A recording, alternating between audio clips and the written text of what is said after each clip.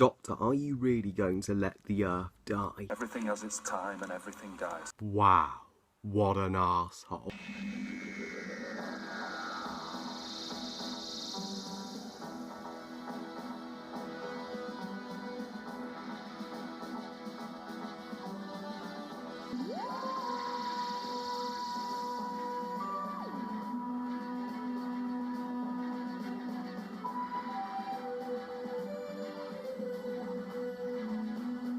The End of the World by Russell T Davies, and is the second episode of Series 1 of the revived series, broadcast in April 2005. Now, after the instant hit of Rose, this episode had a hard act to follow. So where did Russell decide to go for Rose's very first trip in the TARDIS? Literally, the end of the world! So The End of the World tells the story of the Doctor taking Rose to the year 5 billion on Platform 1 to witness with many other honoured guests from different worlds the death of the Earth. And the Doctor and Rose really bond. This is the first time Rose finds out that the Doctor is a Time Lord from Gallifrey and his planet was long destroyed in the Great Time War.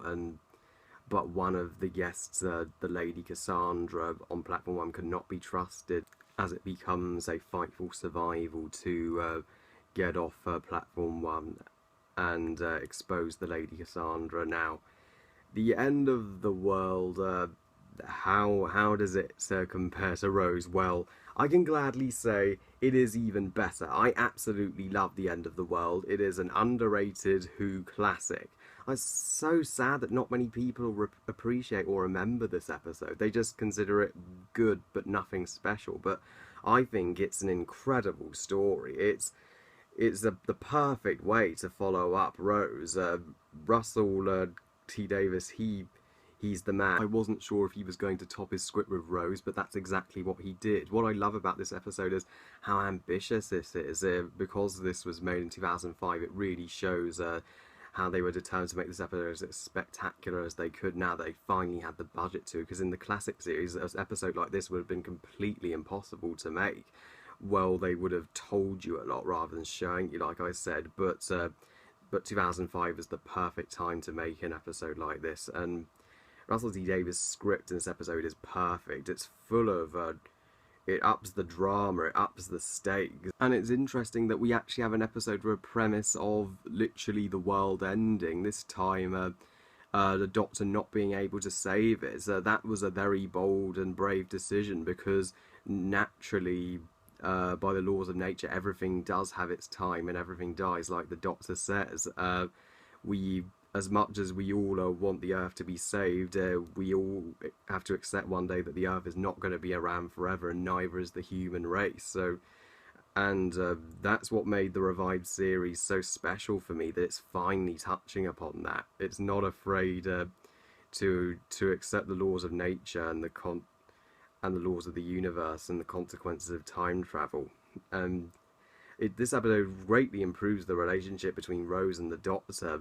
You can tell they really like each other, and it's a great moment when Rose is asking who the Doctor is, because obviously she's yet to find out who, and he gets so angry. Christopher Eccleston does a superb acting job there. He's full of grief of what happened to Gallifrey. He really doesn't want to talk about it, even despite her being persistent. And he finally does tell Rose at the end that when he takes her back to London, that is about Gallifrey being destroyed in the Time War, and it is appropriate that this episode finally inform new 21st century viewers to Doctor Who about the Doctor's backstory.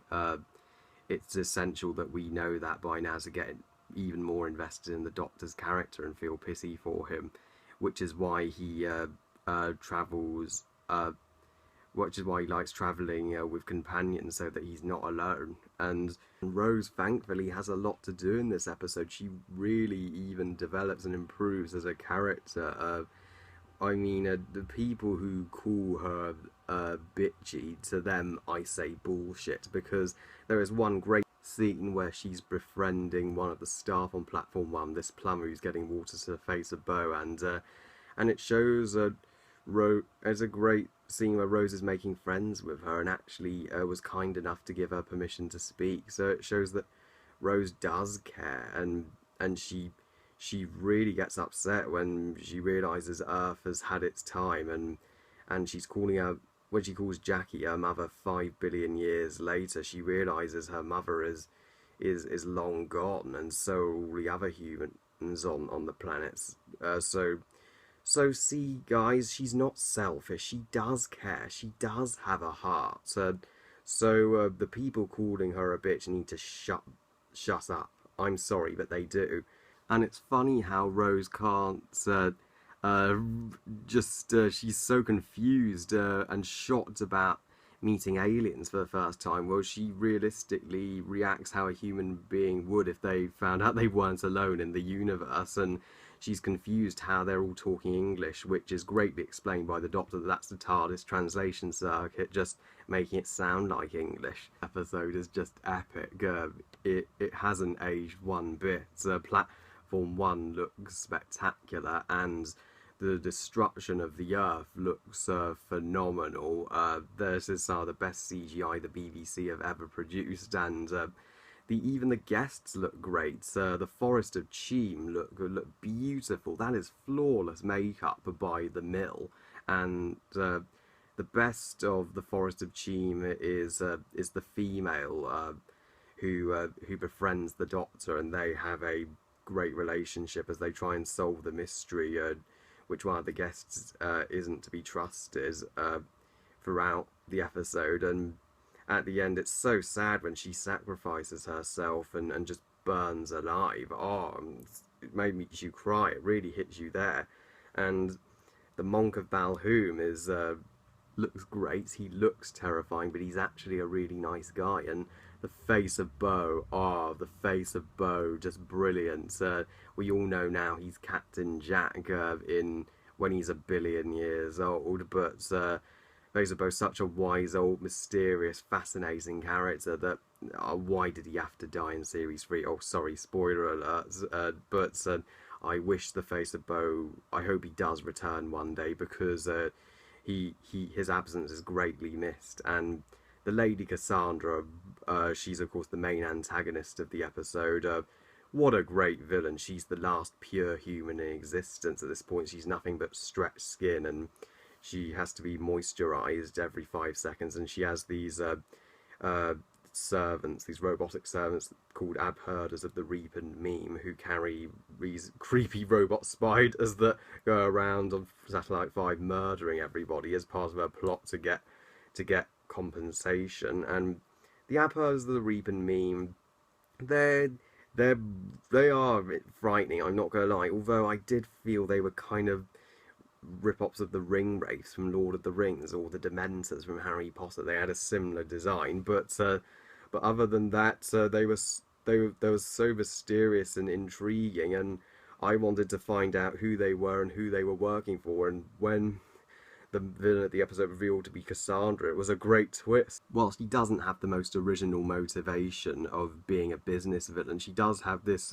great moment with Rose where it brilliantly sets up her and Rose becoming enemies, where Rose is jealous of Cassandra calling herself the last pure human when Rose is human too, and she's standing witnessing her home planet die, and she calls Cassandra like a bitchy trampoline. Yeah, that was a little foolish of Rose, because she really pissed Cassandra off. And this episode, it's much darker than Rose was. When Rose was very light-hearted for the most part and very family-friendly, this episode is full-on more adult and deals with much more mature themes of death and life and the cycle of life. And just there are moments in the episode as Cassandra's plan is coming into play where the staff of Satellite 5 are literally roasted alive by the sun. That's absolutely brutal, and that this episode will scare kids, which is really impressive. That's something that the Stephen Moffat era consistently failed to do, which is why Russell is so much the better writer, because he actually scared the kids but actually entertained them as well. And the last 15 minutes of the episode are just brilliant. They are intense. So you will be on the edge of your seat for the Doctor to save Satellite 5 and save Rose. And we also get a really dark ending for Cassandra, like when Cassandra is heating up and she's about to burst, and Rose, bless her, she really has a heart, and she's begging the Doctor to just help her, but the Doctor's being he shows more of his dark side, and he just lets her die. He's like, everything has its time and everything dies, and you're like, wow, the Doctor may save the universe most of the time, but he has his dark moments. He has his moments that can terrify you. Yeah, Christopher Eccleston is certainly one of the most mature Doctors, which is what I love, which means that he comes across as one of the best performances. You can really take him more seriously and respect him, but he's still got his comedic moments as well. Yeah, like I said, he had it all.